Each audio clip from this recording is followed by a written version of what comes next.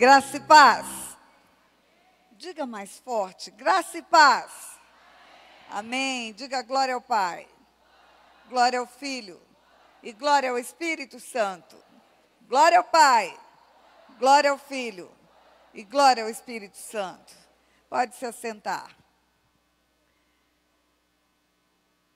Queridas, eu estou desde o momento que eu cheguei em Brasília, eu estou na conferência. E eu estive sentada ouvindo as palestras.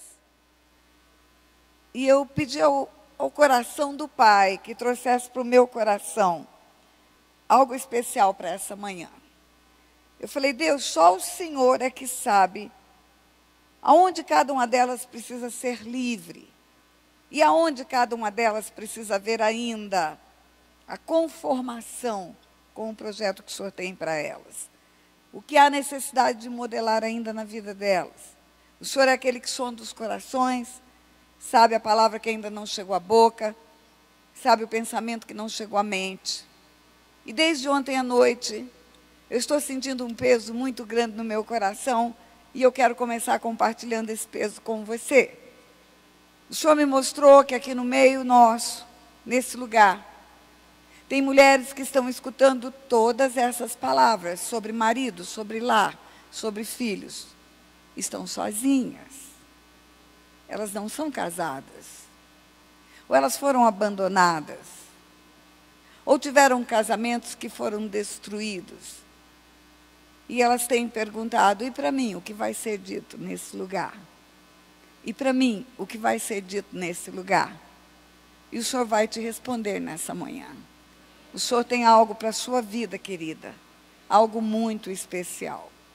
E eu quero começar ministrando para você um texto da palavra de Deus que está em Isaías capítulo 11, que fala do Espírito do Senhor. Versículo 1 e 2 de Isaías 11. Diz assim, porque brotará um rebento do tronco de Jessé, e das suas raízes um renovo frutificará. Está falando de Jesus, é claro. E o versículo 2 diz assim, e repousará sobre ele o Espírito do Senhor. Nós sabemos disso. Nós sabemos que lá no Jordão, a Trindade manifestou-se na terra. Nós sabemos que lá no Jordão, o Filho estava encarnado, visível, como homem, e o Pai no céu tem uma voz de trovão que diz, este é o meu Filho amado, em quem me comprazo. E o Espírito Santo desce sobre ele na hora do batismo, para que se cumpra a profecia de Isaías 61, que diz, o Espírito do Senhor virá sobre mim. Ele me ungiu para evangelizar, para curar, para libertar e para tudo aquilo que nós sabemos. Então, e repousará sobre ele o Espírito do Senhor. E aqui nos fala o que é o Espírito do Senhor. É o Espírito de sabedoria e de entendimento. Diga sabedoria e entendimento. O Espírito de conselho e de fortaleza. Diga conselho e fortaleza. E o Espírito de conhecimento e temor do Senhor. Diga conhecimento e temor do Senhor. Repita comigo as características do Espírito Santo. Diga, é o Espírito de sabedoria e de entendimento. É o Espírito de conselho e de fortaleza. E é o Espírito de conhecimento e de temor do Senhor. Se você estava aqui no primeiro dia que eu ministrei rapidamente, eu disse a você que quando Deus formou o homem à sua imagem, conforme a sua semelhança, macho e fêmea os formou e os abençoou e deu a eles o nome de Adão. Imagina que Adão está aqui. Deus forma a humanidade e um dia ele abre o peito de Adão, tira uma parte, leva e transforma na mulher e da outra forma. Desde o primeiro dia, Deus está falando em Gênesis, desde o primeiro dia, está falando na criação. E quem estava aqui se lembra que eu disse que o homem, a figura paterna, colocada por Deus na família, representa o Deus Pai. E a figura materna representa o Espírito Santo. Mas eu quero dizer para você que a mulher, ela representa o Espírito Santo, ela tipifica esse lado de Deus, a imagem e semelhança de Deus no Espírito Santo. Deus é triuno, Pai, Filho e Espírito Santo. E nós manifestamos Deus na terra, porque somos imagem e semelhança dele. O que é algo semelhante é algo parecido. E no que nós somos parecidos a Deus? Nós somos parecidos a Deus na manifestação do Espírito Santo, nas coisas que são espirituais. Nós somos uma manifestação de Deus na terra. E manifestamos a imagem e semelhança de Deus onde andamos, no que fazemos, independente de sermos casadas, solteiras, viúvas, separadas. Você é uma manifestação viva de Deus na terra. Em sua vida há uma luz. Se você já entregou a sua vida nas mãos desse Deus, a Bíblia diz, ele veio para os seus não receberam, tantos quantos o receberam, deu-lhes o poder de serem feitos filhos de Deus, a saber os que creem no seu nome. Se vocês são filhas de Deus, vocês além de serem imagem e semelhança de Deus, porque no Gênesis, na criação, Deus escolheu isso, mas porque você foi reconciliada com Deus e habita dentro de você o selo da sua salvação, que é o Espírito de sabedoria e entendimento, o Espírito de conselho e de fortaleza, e o Espírito de conhecimento e de temor do Senhor. Ele habita em você. Você está incorporada pelo Espírito Santo. Todas nós estamos, independente da vida que temos como família. Aqui tem mulheres que experimentaram o abandono. Eu atendo mulheres, eu atendo pessoas. Mulheres que lutaram pelos seus casamentos, que choraram, que ajoelharam, que jejuaram, mas que foram repudiadas, que foram duramente repudiadas. Eu sei que aqui no meio delas tem muitas. Aqui tem mulheres que sonharam com o casamento, sonharam com o vestido de noivo, sonharam com o dia das bodas e nunca se casaram. Como o pastor Cláudio Duarte fala graciosamente, mas fala verdades. Cada vez mais difícil constituir uma família, cada vez mais perversão sexual ao nosso redor, homens se realizando com homens, até com animais, e não constituem família. Ou mulheres que têm sustentado um casamento debaixo de duras penas. E como juiz eu vou te dizer algo aqui nesse lugar: não aceite violência doméstica, não aceite. A autoridade de um marido não é sobre você incondicionalmente. A autoridade de um marido, ela é limitativa aos preceitos de Deus. Deus não nos obriga a ficarmos debaixo de uma autoridade abusiva, nem que abusa sexualmente e nem que exerce violência ou abuso moral. Não há de Deus esse comando. Você se lembra que Herodes queria matar o menino era Jesus, e Deus dá uma palavra para José, em sonho. Um anjo fala para José: pega o menino e foge. Mas pastora, Deus manda fugir de uma autoridade? Manda. Quando a autoridade coloca em risco sua vida, sua dignidade, fuja dela.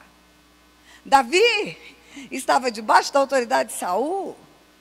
Ele não se levanta contra o ungido do Senhor, ele não mata Saul, ele não toma o reino, ele não faz uma rebelião, mas ele foge, porque se fica, morre. Muitos casamentos estão vivendo dessa forma. Deus não obriga você a ficar debaixo de uma autoridade abusiva. Corra e vai procurar ajuda. Delegacia da Mulher está aí para isso. Se você tem pai, bote o seu pai na jogada. Se você não tem pai, chame o teu pastor e faz dar uma prensa nesse cara. E se esse cara não se consertar, bota ele atrás das grades, para ele saber que ele não toca na filha de um Deus Altíssimo.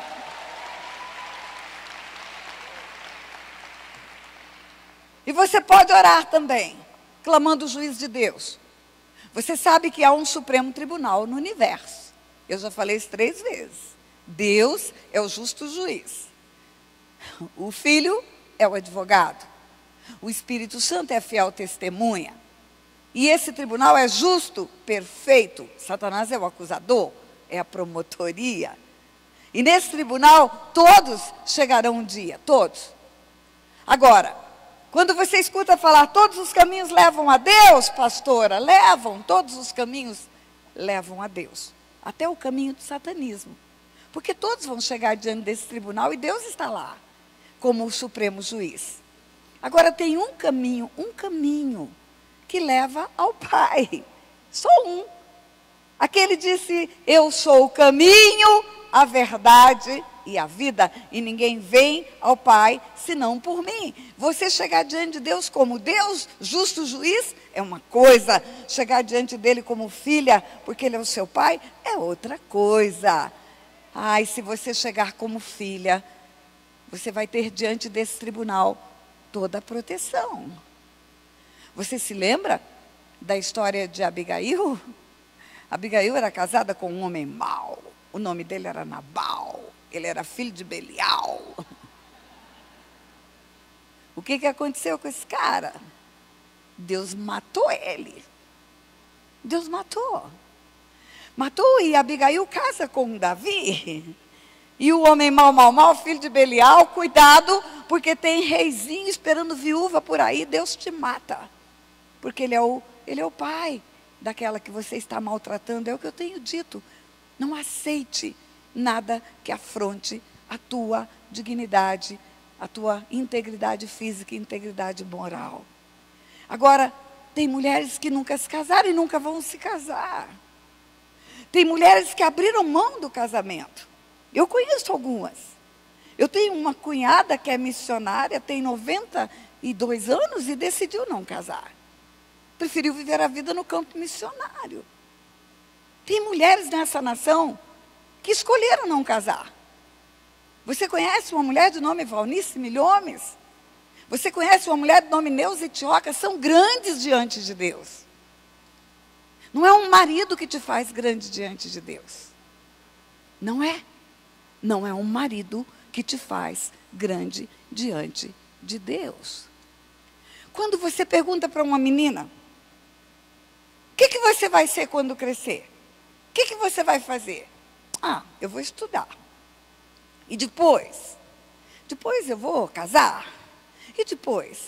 Depois eu vou ter filhos. E depois? Ah, depois eu vou ser vó. E depois? Depois eu vou ficar bem velhinha. E depois? E depois? E depois?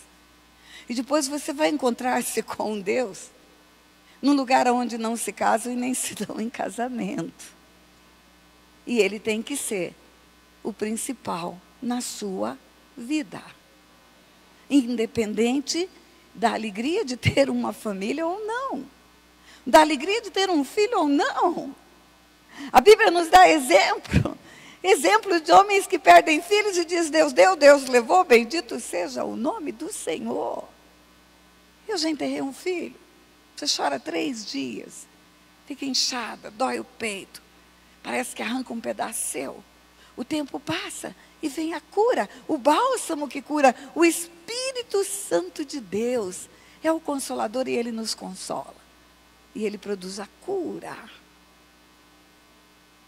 O meu marido, talvez você não saiba, o homem com quem eu me casei com 16 anos, que eu conheci aos 14, assim como a doutora Wilma e assim como Deve. Eu tenho um casamento que durou muito e dura ainda. Meu marido tem 77 anos, nosso casamento vai fazer 51 anos. E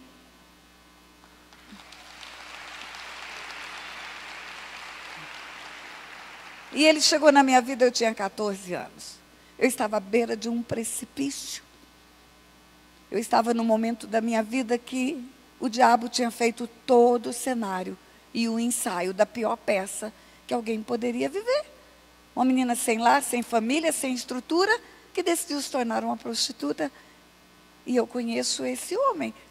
E esse homem é o meu resgatador, e ele me apresenta Jesus, e ele se casa comigo, e talvez você não saiba, desde 2002, de 2002, são 15 anos, desde 2002, o pastor Otto luta com um câncer. Ele sofreu uma cirurgia, depois voltou à enfermidade, ele sofreu sessão de radioterapia, depois voltou à enfermidade, e hoje ele faz um tratamento moderno, injeções no corpo, vai durar 2 anos, estamos na dispensação de Deus. Mas por que eu estou contando isso para você? Porque quando ele foi diagnosticado com câncer, que foi retirada a enfermidade, e os médicos acreditaram que tinha resolvido o problema em 2002. Todo mundo sabe, aqui tem médicos. 5 anos é o tempo da luz acesa, a luz vermelha. E no final dos 5 anos houve uma recidiva. A enfermidade voltou a dar sinais. E você começa a ler tudo sobre o assunto. E você vai para a internet, você estuda tudo sobre câncer. E aí o índice de morte na recidiva é maior do que o índice de morte no câncer original, no primeiro momento. E eu entrei em choro diante de Deus. Eu moro numa casa que tem 2 andares, os quartos são no andar de cima. E eu descia para a sala, para ele não me ver, acordava madrugada na pontinha do pé. Descia para a sala, e naquela sala eu chorava, eu me deitava num tapete. E eu chorava diante de Deus, e eu chorava numa varanda que eu tenho. Minha casa fica num lugar alto, você vê a cidade lá embaixo. E eu chorava e eu dizia para Deus, eu não posso ficar sem o Otto. Eu não posso ficar sem o Otto. Eu falava, Deus, o Senhor conhece a minha história. Esse homem chegou na minha vida, eu só tinha 14 anos. E eu já estava, há 15 anos atrás, uma mulher madura. Eu tenho 68 anos, eu já tinha 53. E eu dizia, Deus, eu não posso ficar sem o Otto. Eu não posso ficar sem o Otto. Um dia Deus me visitou na madrugada com poder e Ele falou para mim assim, filha, você pode ficar sem ele sim, você só não pode ficar sem mim.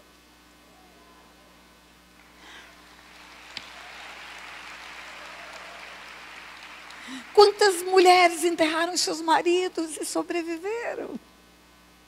Nós temos uma irmã querida aqui que vem da África, ela vem de Uganda, um país da África. Eu estive em Luanda há 2 anos atrás. Muitas mulheres perderam seus maridos. Uma guerra civil que durou 40 anos, 30 anos, uma guerra civil. Quantas viúvas tem naquela terra? Quantos homens morreram naquela terra? E elas estão vivas. O Senhor falou comigo, você só não pode ficar sem mim. Ele é a fonte de tudo. Foi citado várias vezes aqui um texto da carta aos Efésios, que fala, mulheres, sujeitai-vos aos vossos maridos, como a igreja ao Senhor. Maridos, amai vossas mulheres, como Cristo amou a igreja, dando a vida por ela, limpando-a e purificando-a pela palavra. Mas sabe como esse texto termina? O apóstolo Paulo diz, grande é esse mistério, mas eu me refiro a Cristo e à igreja. Paulo está dizendo assim, eu não estou falando de casamento, eu estou falando de Jesus e da igreja. Ele está dando modelo, referência, ele está dando uma alegoria. Havendo casamento, seja mulher submissa ao seu marido. Não havendo casamento, essa mulher é a igreja e seja submissa ao seu Senhor. Ele é o seu marido. Ele é autoridade sobre a sua vida. A cabeça é o marido.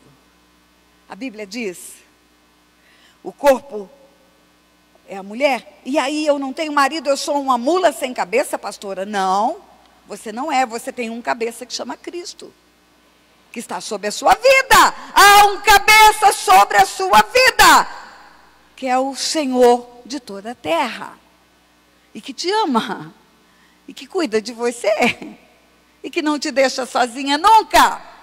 e que vai ser o seu companheiro, porque há um espírito dentro de você que ele te deu, para te acompanhar em todo o tempo. Ele diz que nunca estaríamos sozinhas, nunca. Se você mora numa casa sozinha e pensa, meu Deus, como que eu vou usar o livro da Deve? Essa história da mesa posta, bonita, a experiência do lar, pois arrume para Jesus a sua mesa. Arrume para Jesus, acorde, bote a toalha mais bonita que você tem. E fala, Jesus, eu não estou sozinha, eu não tenho olhos para te ver, mas eu tenho um coração que acredita que o Senhor está comigo. Aliás, o Senhor nem dormiu. Eu dormi, o Senhor ficou me cuidando. A Bíblia fala que não dorme aquele que guarda Israel. Não toscaneja e não dorme.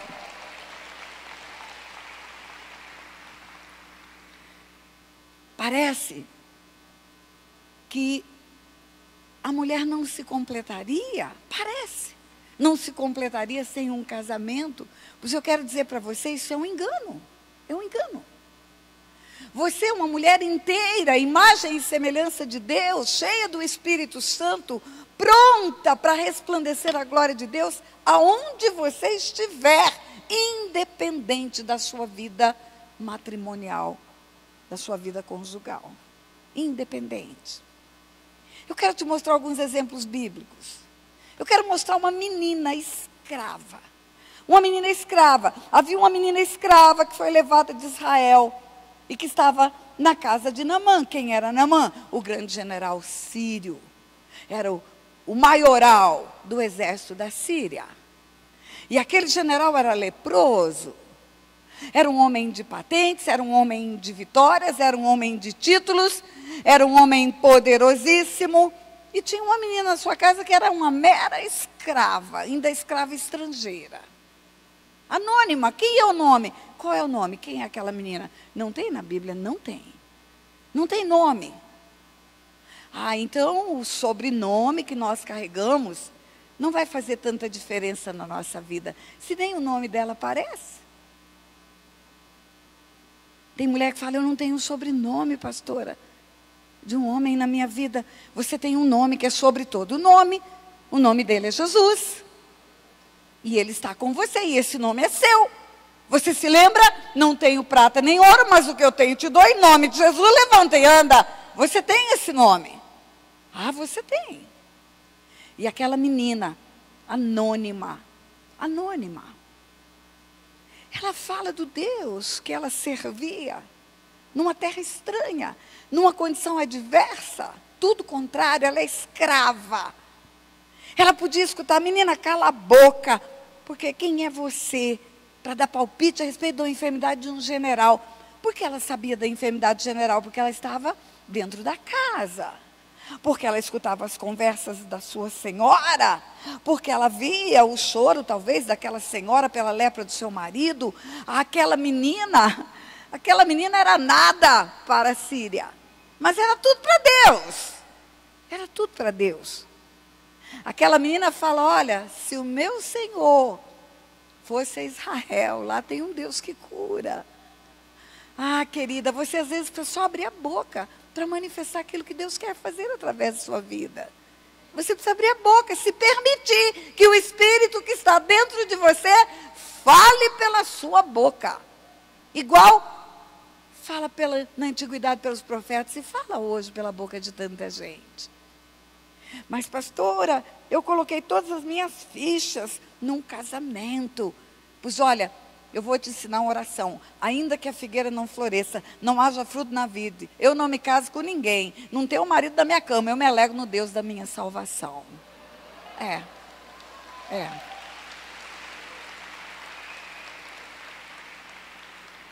Aquela menina podia dizer, ainda que não haja fruto na vide, o produto de oliveira minta. Eu seja escrava numa terra estrangeira, não tenha família. Eu me alegro e anuncio o Deus da minha salvação. Você tem no coração de Deus um projeto na terra que independe de qualquer pessoa. Independe de qualquer pessoa. Seus dons, seus talentos. O projeto de Deus para você é pessoal.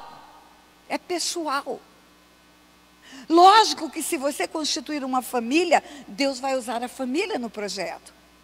Mas se você ficar só, Tem outra história bíblica, Maria Madalena, da qual saíram 7 demônios. 7 demônios. Eu já preguei tanto sobre Maria Madalena. Quem foi Maria Madalena? Uma mulher que tinha 7 demônios. Como é a história da vida de uma mulher com 7 demônios? Encrenca pura. Encrenca pura. Mulher com um demônio fica estéril, fica maluca, é violenta, é debochada, é doente, é promíscua. Imagina uma mulher com 7 demônios, encrenca pura. E aí, pastor, e aí? Aí, no meio de uma caravana, a Bíblia fala em Lucas 8, que na caravana de Jesus, além dos 12, haviam muitas mulheres, e no meio delas cita Maria Madalena. No meio de uma caravana de muitos discípulos, 12 apóstolos e muitas outras mulheres, aquela mulher teve uma experiência ímpar com Jesus. Aquela mulher no dia da ressurreição, amanhã é domingo da ressurreição. Amanhã é comemorado o domingo da ressurreição. E amanhã pode ser a sua experiência especial com o Senhor. Maria Madalena foi ao sepulcro. Isso está narrado em João capítulo 20. Ela passou o fim de semana em agonia. A Bíblia fala que ela foi ao sepulcro, sendo ainda de madrugada, estava escuro. Por que a Bíblia conta que era madrugada e estava escuro? Por quê? Porque ela não aguentou esperar clarear o dia. Pela lei judaica, as mulheres não podiam andar no dia do Shabat, do descanso. Sexta-feira escurece, a mulher sumia da rua. Domingo, quando amanhecia, o dia que ela podia aparecer.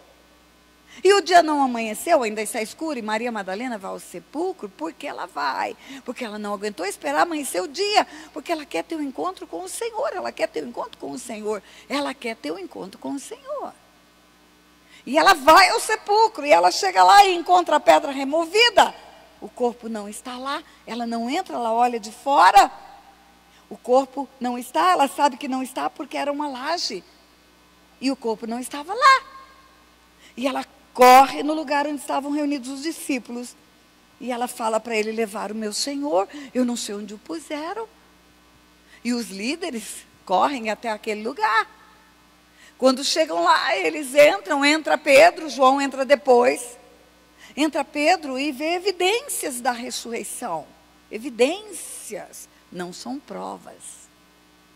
Evidências são sinais muito, mas muito expressivos de um acontecimento. A prova são sinais concludentes.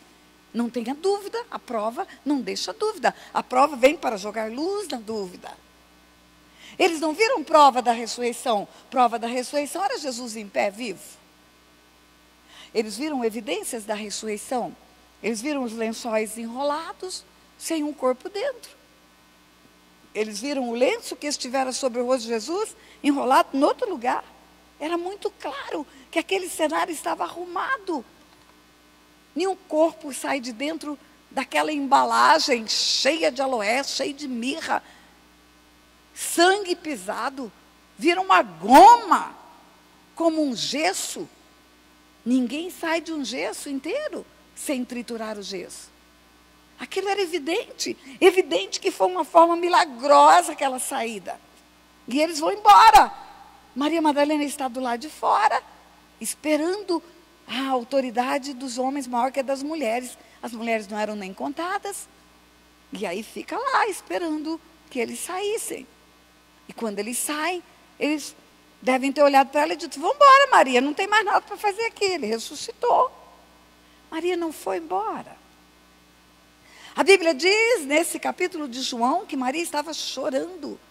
Chorando. E eu digo que na Bíblia não tem letra inútil e nem palavra desnecessária, chorando. Chorando é tempo gerúndio do verbo, é uma ação em continuação. A gente usa errado, porque o gerúndio significa andando, andando é andando, tô indo é tô indo. É um passo atrás do outro. Às vezes a gente chama um filho para almoçar e fala, o almoço está na mesa, ele fala, tô indo, mas ele não tira o bumbum da cadeira. Ou mesmo nós. Alguém está nos esperando no carro já para sair, eu digo, estou indo, mas eu ainda estou terminando alguma coisa. Mas quando a Bíblia fala, chorando é chorando mesmo, andando é andando mesmo, indo é indo mesmo. E ela estava chorando, a Bíblia diz chorando, mostrando um ato continuado, mas ela está chorando domingo ainda. Se ele foi crucificado na sexta, sim, está chorando desde domingo.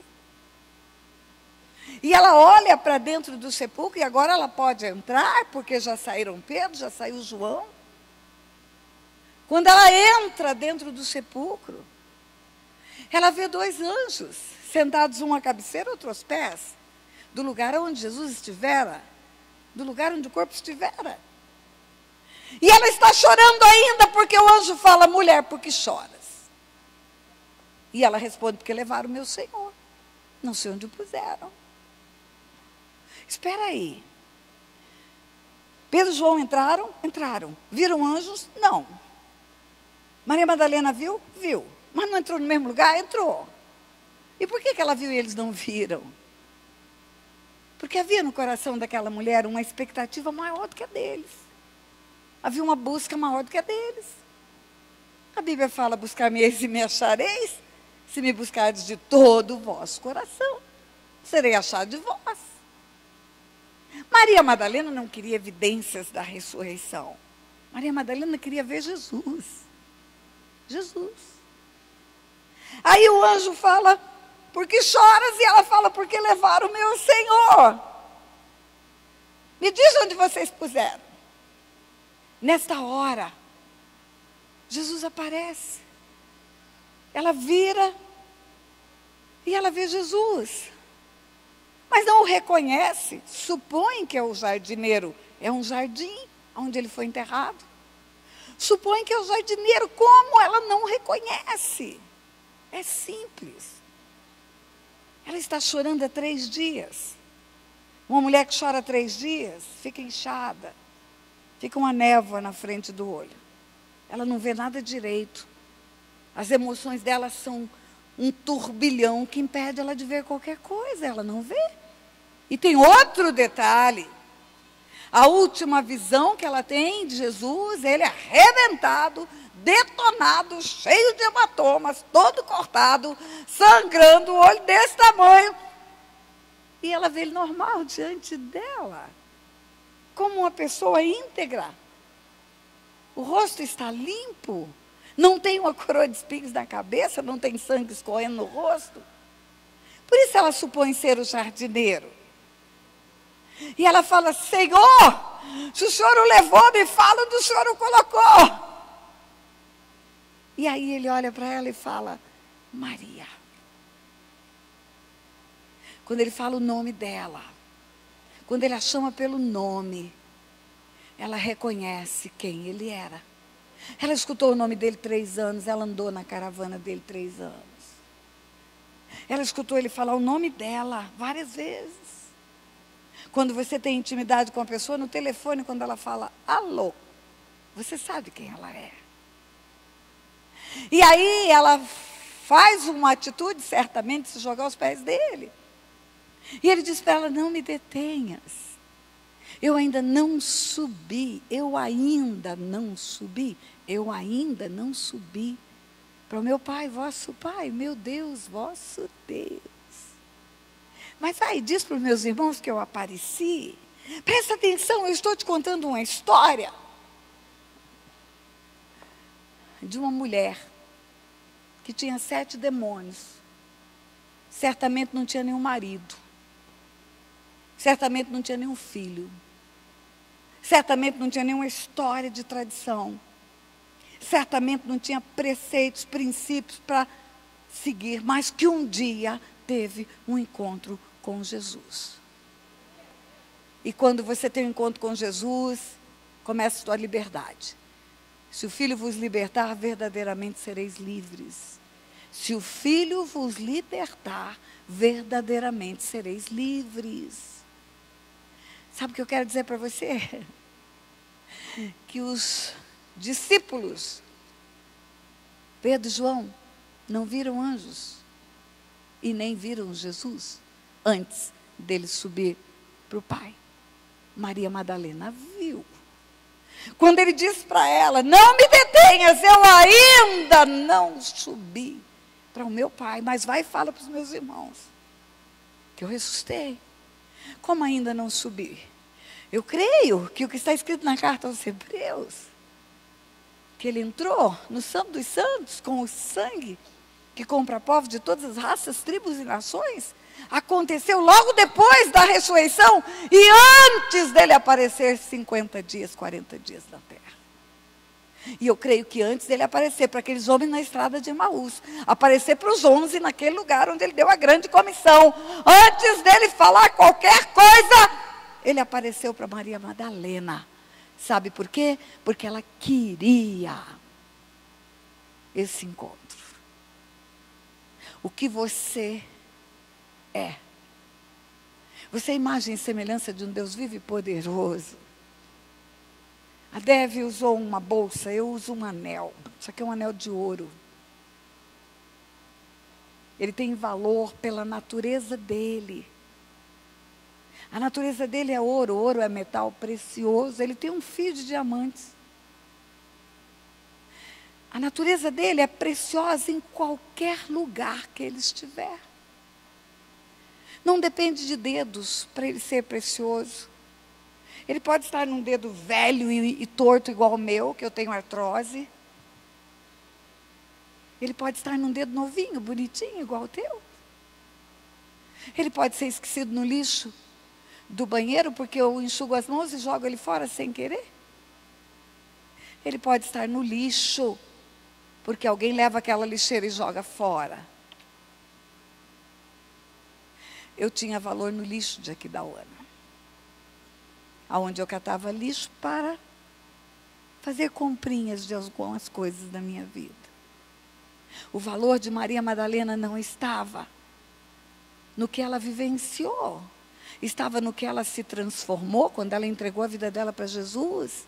Ela foi livre e modelada, ela foi livre dos demônios que a afligiam, ela foi livre das encrencas que viveu, ela foi livre do passado nefasto que ela teve, e ela começou a ser modelada pelo Senhor, de glória em glória, de experiência em experiência, de ensino em ensino, modelada para ser a primeira mensageira que anuncia a ressurreição. Eu quero te dizer que há um destino para a sua vida eterno. Você tem reino aqui na terra.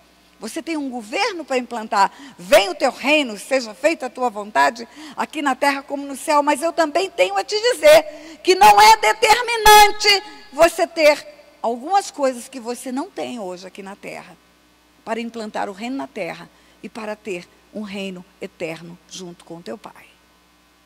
Eu quero te dizer, mulher, nessa manhã, que não importa o que nos aconteceu, não importa o que nos rodeou, não importa o que nos cercou, não importa os fracassos que tivemos.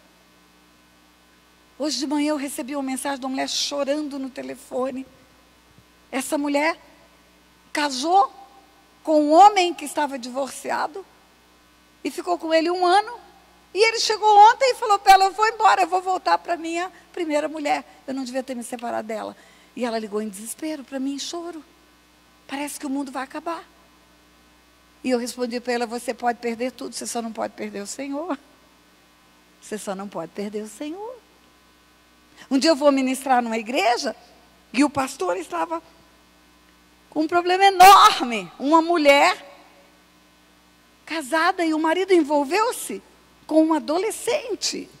A adolescente era amiga da filha deles. E aquele homem se envolve com um adolescente. E deixa a esposa por causa disso. Assim que a adolescente completou os 18 anos, largou a mulher e foi ver com a menina. E essa mulher queria se matar. O pastor liga: pastora, a mulher quer se matar. Já tomou remédio, já foi acudido, já teve que fazer lavagem no estômago. Agora o filho adolescente dela chegou aqui e contou que ela comprou uma corda. Para que uma mulher quer uma corda dentro de um apartamento? Não tem nada para amarrar. Essa mulher está pensando em se enforcar. Vai conversar com ela. Me ajuda, pastor. E eu fui. Pastor, eu posso falar do meu jeito? Pode. E eu cheguei para aquela mulher e falei: você entregou sua vida para Jesus já alguma vez na sua vida? Claro, pastor, eu sou crente há muitos anos. E você acredita no Evangelho? Acredita que a Bíblia diz a verdade? Creio, pastora. Então, quando está escrito que ele comprou povos de todas as raças, tribos e nações, com o sangue dele, você está incluída? Ele comprou você? Sim, pastora. Então, ele te comprou, é isso? Sim, pastora. Então, se eu comprei esse sapato é meu. Sim, sim. Então, você é do Senhor. Sim, pastor, eu sou dele. E você está querendo morrer por causa de um caba safado? Que nem deu sangue por você, nem é o dono da sua vida? Ele pode muito bem ir embora e você sobreviver a isso. Você só não pode ficar sem o Senhor. O nosso foco, queridas, o nosso foco é o autor e o consumador da nossa fé.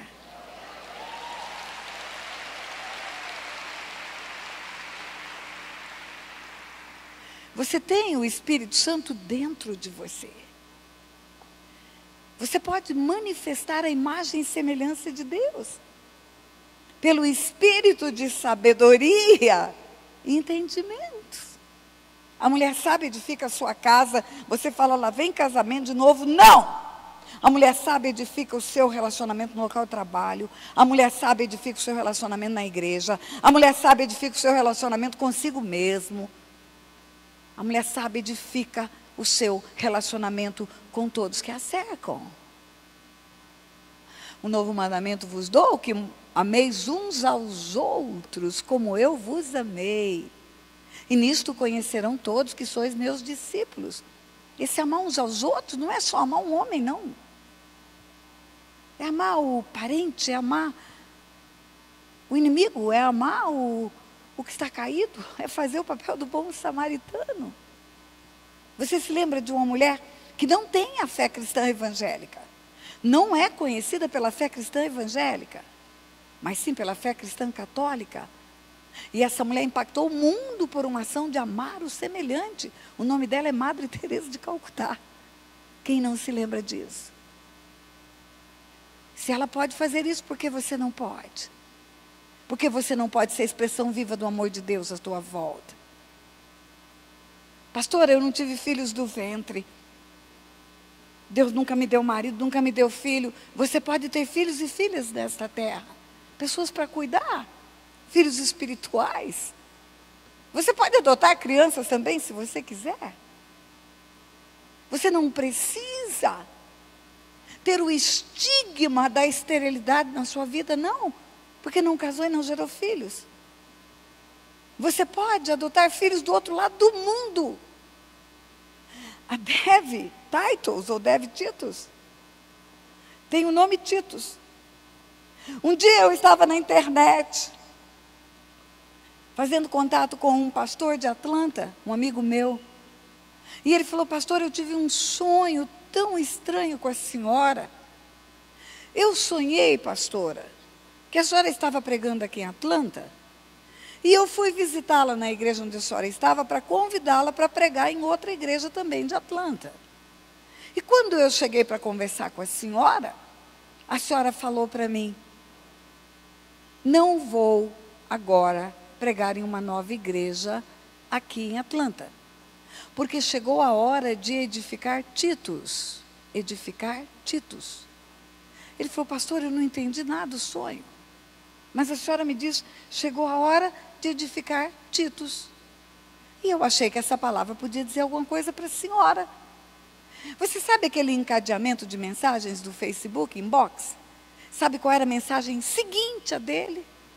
No minuto seguinte ao que ele escreveu aquela mensagem, estava lá um jovem africano, dizendo para mim, pastora Tânia, meu nome é Benjamin Titus, eu tenho acompanhado a senhora pela internet, e eu preciso muito de uma mãe, dá para a senhora ser uma mãe virtual na minha vida?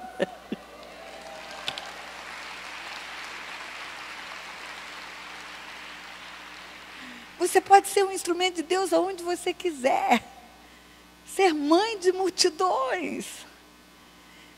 Você pode ser um instrumento poderoso de Deus, independente do seu estado civil. Não atrele ao estado civil o frutificar Porque o maior fruto que você pode ter não é o fruto do ventre, é o fruto do Espírito. É o amor, é a paz, é a fé, é a alegria. Isso você pode manifestar onde você estiver.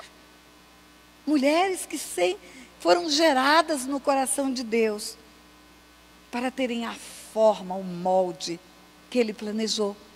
Mulheres, imagem e semelhança dEle, manifestando a glória dEle na terra, cheias do Espírito Santo de Deus. Você foi gerada no coração de Deus, querida, nesta geração, com um propósito especial. Quando mulheres se expõem por roupas que vão estimular a lascívia nos homens, quando mulheres se expõem em sites de relacionamentos promíscuos pela internet, você foi levantada para ser santa no meio dessa geração, para influenciar as pessoas que te rodeiam, para influenciar a sua casa, a sua família. Tem outra história. Raabe era uma prostituta. Raabe morava em cima da muralha de Jericó. Todo mundo que via Raabe receber clientes no seu prostíbulo particular sabia quem ela era. Raabe era uma prostituta. Raabe não tinha nenhum motivo de honra na sua vida. Não tinha marido também. E Raabe foi livre de morrer junto com toda a cidade de Jericó, porque ela acreditou num Deus que muda a história. Ela chega para Josué e fala: o teu Deus não era o meu Deus, não era o nosso. Agora, o que eu quero te falar de Raabe é que com o posicionamento dela, ela ganhou toda a família dela, não foi salva só Raabe. Pai, mãe, irmãos e agregados, porque pelo texto bíblico foi mais do que pai, mãe e irmãos. A tua conduta de resplandecer a glória de Deus vai influenciar a tua família de origem, vai influenciar os teus vizinhos. Quando você menos esperar, vai ter alguém falando para você: por favor, me dê um conselho. Eu vejo em você uma mulher sábia, me dê um conselho. O espírito de sabedoria e de entendimento está sobre você. Ou melhor, está dentro de você. A mulher sábia não edifica só a sua casa, casamento. Ela edifica tudo que a cerca. Ela edifica tudo que a rodeia. Também esse espírito, ele é de conselho e de fortaleza. Você é uma mulher forte. Você é forte, você passa por lutas. E você se levanta e parece que Deus te renova. Isso está inerente à nossa essência de sermos como o Espírito Santo de Deus. O Espírito Santo de Deus ressuscitou Jesus dentre os mortos. O Espírito Santo de Deus criou os mundos pela palavra liberada pelo Pai, que era o Filho, pela vontade do Pai, mas o agir era do Espírito Santo. O Espírito Santo é criativo, é forte, é gerador de vida. Você é forte. Você é forte. E parece que quanto mais você passa por coisas, mais forte você fica. Eu costumo dizer que as experiências que Deus me deu viver, permitiu que eu vivesse, e tudo é com a permissão dele, você sabe disso. Talvez fossem requisitos para ser uma mulher doente, abatida, enferma. Ó céus, ó dor. Eu já perdi um filho, tem dor maior. Eu já tive câncer também, tem enfermidade pior. Eu já fui sequestrada, tem medo maior. Mas eu estou aqui. Linda, maravilhosa, maquiada, enfeitada, parecendo uma calopsita. Aos 68 anos, dizendo para você: vale a pena ser mulher e servir a um Deus todo-poderoso. Vale a pena. Pastora, a senhora não conhece a minha vida. A sua vida é de desafio, a minha vida é de pecado, pastora. Maria Madalena tinha 7 demônios, a vida era de pecado. Raabe era uma prostituta, a vida era de pecado. Mas tem um marco que é o nosso encontro com Deus. Quando você se encontra com Ele, você é lavada e remida por esse sangue que te limpa, te purifica, te faz virgem de novo. Te faz uma nova criatura. Você se lembra a história de outra mulher? Jesus chega numa casa, e a casa de um fariseu, e entra uma mulher pecadora, e ela chora aos pés de Jesus, enxuga com os seus cabelos. E aquele fariseu, aquele homem de nariz empinado, não conhecido como pecador, ele pensa, e ele critica Jesus em pensamento. Ele fala: se esse aí soubera quem ela é, se ele fosse profeta, ele saberia, não deixaria ela tocar nele. Aquele homem está dizendo: se ele soubesse quem é essa Zinha, se ele soubesse quem é essa Zinha, quem é essa perdida, ele não deixaria ela tocar nele. Ele não deixaria ela chegar perto. Perdidos não podem chegar perto dele. Se ele fosse profeta... Jesus responde para ele: olha, tinha 2 devedores. Um devia pouco e outro devia muito. Ambos foram perdoados. Quem você acha que deve ser mais grato? Quem devia muito? Jesus fala: pois é, ela devia muito. Ela tem muitos pecados. E foram perdoados. E ela está expressando a gratidão dela. Ela está expressando a gratidão dela. E ele diz: eu cheguei na sua casa, você não me beijou, você não lavou os meus pés. Se fosse dar um título para esse texto bíblico, se fosse a Bíblia escrita por mim, como diz o pastor Cláudio Duarte, sabe que título eu daria? Melhor ser uma prostituta arrependida do que um fariseu de nariz empinado. É o título que eu daria.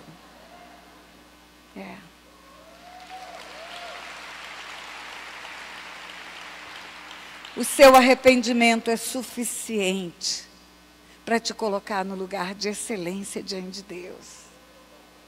Você é livre para frutificar, para produzir o fruto do Espírito Santo na terra. Espírito de conselho e fortaleza. Você é forte. Porque você é forte, você pode ser conselheira de muita gente. Sabe por que eu posso aconselhar pessoas que foram abusadas sexualmente? Porque eu fui e Deus me libertou. Você tem o espírito de conselho e de fortaleza. E tem o espírito de conhecimento e temor do Senhor.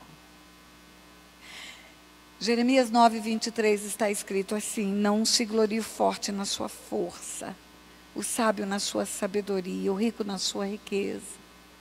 Mas o que se gloriar, glorie-se em me conhecer e saber que eu faço misericórdia e justiça e juízo na terra, e disso me agrado, diz o Senhor.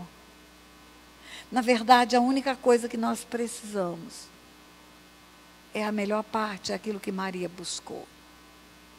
Se nós tivermos alguma coisa a mais, se for acrescentado alguma coisa a mais na nossa vida, é lucro. Mas se tivermos o Senhor na nossa vida, se podemos ter a certeza de que Ele está conosco, que Ele anda conosco, que Ele nos instrui, que Ele nos orienta, que o Espírito dEle nos consola, nos anima, nos levanta. Se nós pudermos ter a certeza de que nunca estamos sozinhas, se nós pudermos ter a certeza de que somos amadas por Ele incondicionalmente, a presença dEle é condicional à nossa escolha. E é aquilo que o pastor Cláudio disse ontem. Você fala: Jesus me aceita? É isso que tinha que ser dito, e não eu aceito Jesus. Mas Ele nos aceitou quando Ele morreu por nós. Quando Ele morreu por nós, Ele nos aceitou como éramos, do jeito que estávamos. Nada muda na nossa vida a respeito de nós mesmos, a não ser esse amor. Nada muda. É só esse amor que nos muda, que nos transforma. E o Espírito de Deus quer usar a sua vida nesta geração. O espírito de sabedoria, o espírito de conselho, o espírito de conhecimento. Ele quer usar a sua vida nesse tempo. Ele quer que você seja uma mulher frutífera. Você não é livre só para Satanás perder. Você não é modelada só para ter uma nova forma, mas para reinar, para fazer diferença na terra. Agora entenda bem, eu não estou falando que você não deva almejar uma família, almejar um casamento, porque Deus diz: não é bom que o homem viva só. Não é bom. Mas eu não acho que você tem que fazer disso. Ou melhor, eu creio que você não tem que fazer disso o objetivo número 1 da sua vida. O objetivo número 1 da sua vida é andar com o Deus Todo-Poderoso. Ele tem primazia na tua vida. Ele ocupa o primeiro lugar. Ele tem preferência. As primícias do teu coração têm que ser para esse Deus. Há uma unção sobre a minha vida a respeito de casamento. Eu sei que há. Muitas mulheres pelas quais eu orei, elas se casaram. Eu tenho um exemplo vivo aqui na minha frente. A Deise do Gidalto estava sentada ali, acho que já se levantou, ela testemunhou. O ano retrasado eu preguei numa igreja em que ela estava, e eu olhei para a filha dela, para Sara, e falei: Sara, antes que faça 1 ano do dia de hoje, pode anotar, antes que passe 1 ano, você vai estar casada. Ela não tinha nem namorado. Do nada eu recebo uma mensagem da Deise do Gidalto: hoje Sara está casando. Faz 1 ano que a senhora profetizou o casamento dela. Um dia eu cheguei na minha sala, no meu gabinete, tinha uma secretária, uma menina simples, humilde, uma menina que tinha um histórico familiar de origem muito triste. E eu olhei para aquela menina e eu fui tocada por Deus a profetizar um casamento para ela.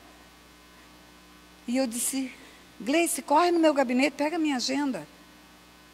E ela falou: pois não, pastora. Foi lá, pegou a minha agenda, voltou. Está aqui, pastora. Eu falei: escolhe uma data. Entre abril e maio do ano que vem. Era janeiro do ano e eu mandei escolher entre abril e maio do ano seguinte. E ela falou: para que, pastora, a data? Eu falei: para o seu casamento. Ela falou: pastora, eu não tenho nem namorado. Eu falei: isso não é problema meu. O problema meu é a data, que eu quero estar aqui para celebrar o seu casamento. E a minha agenda é marcada 1 ano antes. Então vamos escolher a data do seu casamento. Ela brincou, eu falei: você está brincando? Eu estou falando sério. E aí, mesmo sem muita fé, ela escolheu o dia 22 de abril, era um sábado. No dia 22 de abril ela estava casando.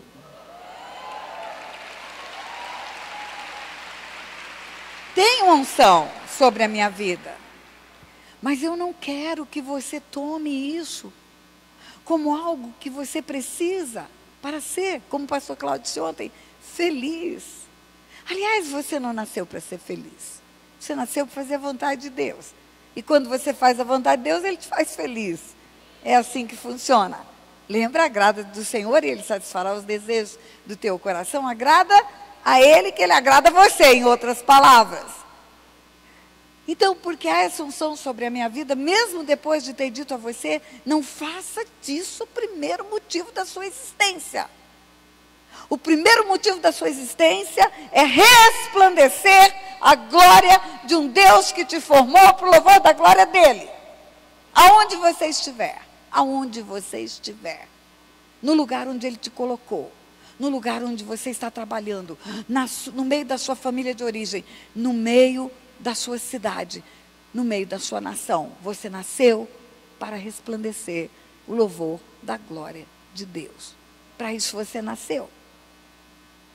Talvez aquela menina de Naamã nem saiba que nós estamos aqui falando dela, porque ela está dormindo.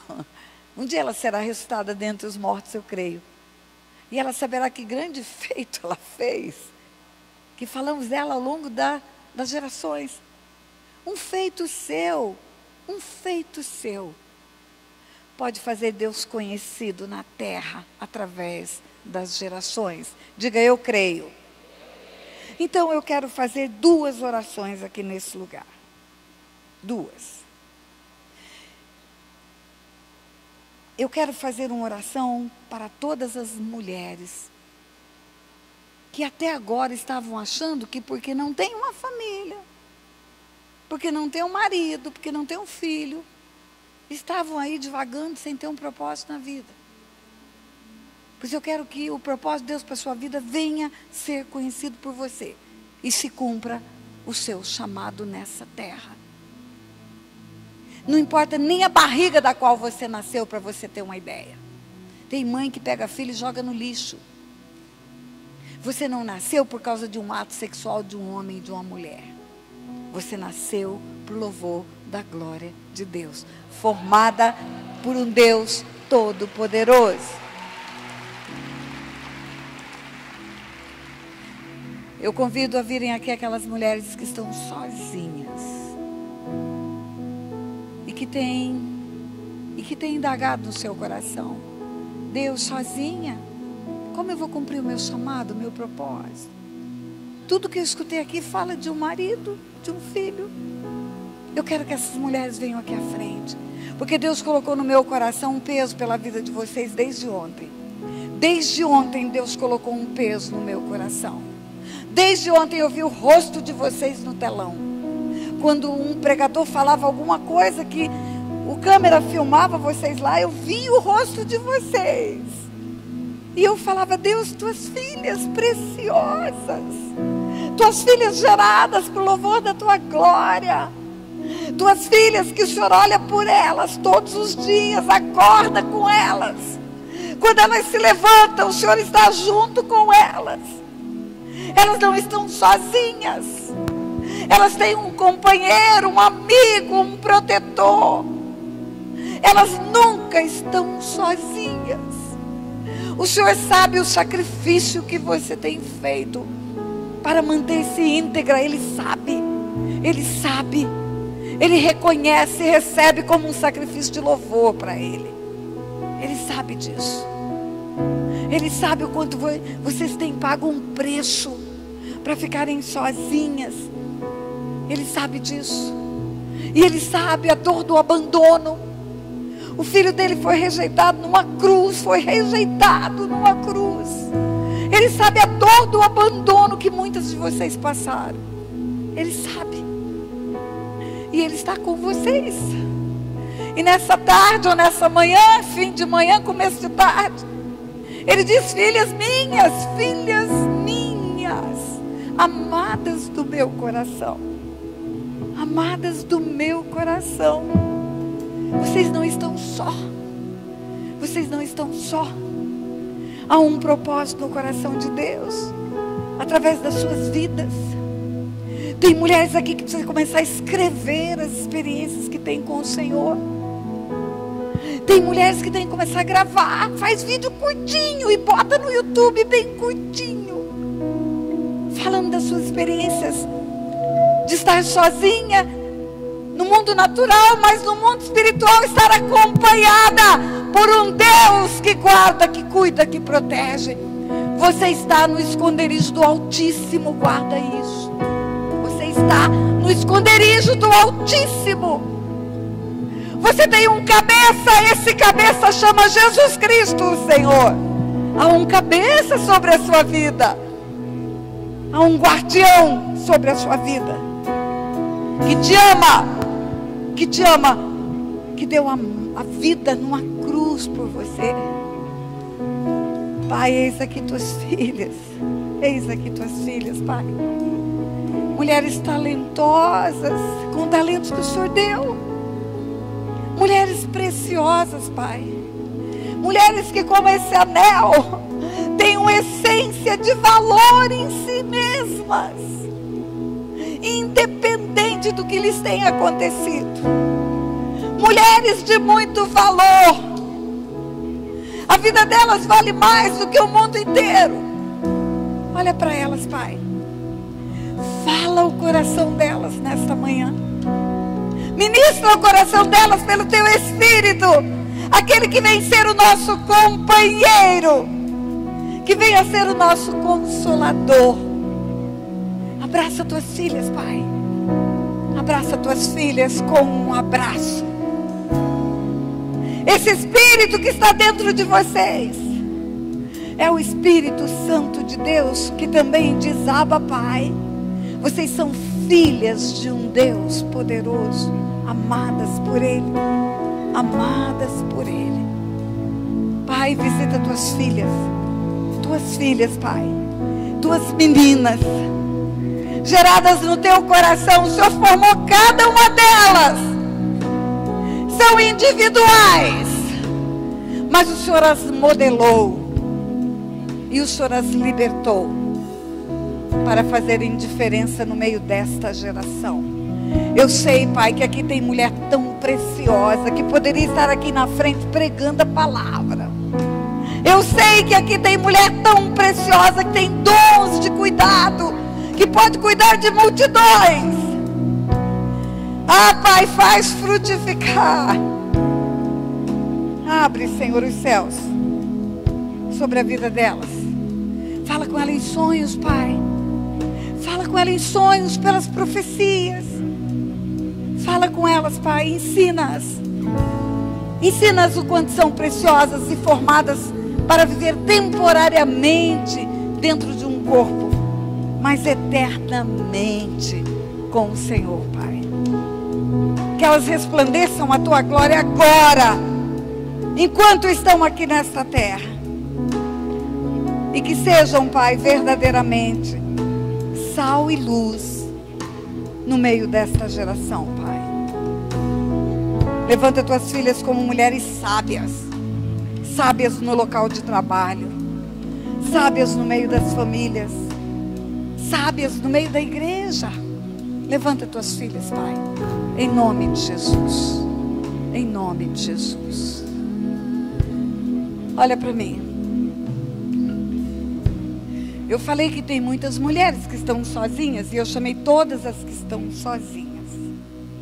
E eu falei que tem muitas que estão sozinhas, que decidiram ficar sozinhas. Outras já enterraram o seu marido e decidiram ficar sozinhas. Mas aqui no meio de vocês tem mulheres que sonham com um casamento. E só essas que eu quero que fiquem aqui na frente, porque eu vou orar por elas. As outras podem voltar para o seu lugar. Só aquelas que sonham com um casamento, aquelas que desejam um esposo. Pai, em nome de Jesus, no poderoso nome do Teu Filho Jesus, eu coloco diante do Teu trono de graça uma petição em favor das minhas irmãs. Eu sei, Pai, que o Senhor também sonha com um casamento para elas. Eu sei que o Senhor mesmo estabeleceu na Tua palavra que não é bom que vivamos só. Eu sei que o Senhor mesmo estabeleceu na Tua palavra um projeto de família. E aqui estão Tuas filhas. Aqui estão Tuas filhas. O desejo do coração delas está em linha com o Teu desejo, Pai. Está em linha com a Tua palavra, está em linha com o céu. E eu quero, Pai, em nome de Jesus, profetizar sobre a vida dessas mulheres. Profetizar sobre a vida dessas mulheres. Que elas não ficarão sozinhas para sempre. Que existe e já existe sobre a face da terra o varão que o Senhor ainda não permitiu que elas conhecessem, mas que conhecerão, escolhendo dentre os filhos do Teu povo homens íntegros que irão respeitá-las, honrá-las, amá-las, dar as mãos para elas, para serem juntos uma só carne, Pai. A Tua palavra diz que é melhor serem dois do que um. Não diz que ser um não é valoroso, mas diz que é melhor serem dois. E o mesmo que o Senhor fez comigo, Pai, trazendo para a minha vida um homem de Deus, eu peço ao Senhor que faça na vida delas, Pai, em nome de Jesus. Na vida delas, Pai, em nome de de Jesus. Em nome de Jesus, que a unção que há sobre a minha vida venha sobre a vida delas, Pai. Venha sobre a vida delas. Em nome de Jesus. Diga: eu recebo. Em nome de Jesus. Você pode aplaudir o Senhor?